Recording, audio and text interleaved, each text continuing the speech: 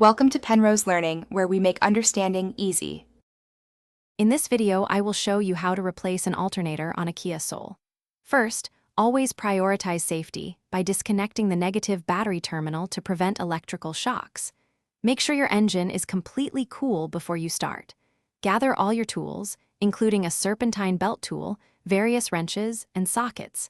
Having everything ready will make the process much smoother and more efficient. Let's get started with the removal process. Now that you're prepared, let's remove the old alternator. Begin by using your serpentine belt tool to release the tension on the belt, then carefully slide it off the alternator pulley. Next, locate and disconnect all electrical connectors and the main power wire attached to the alternator. Finally, unbolt the mounting bolts that secure the alternator to the engine block.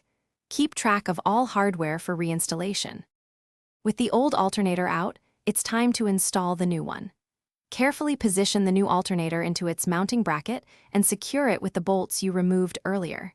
Ensure they are tightened to the manufacturer's specifications. Next, reconnect all the electrical connectors and the main power cable, making sure they are snug.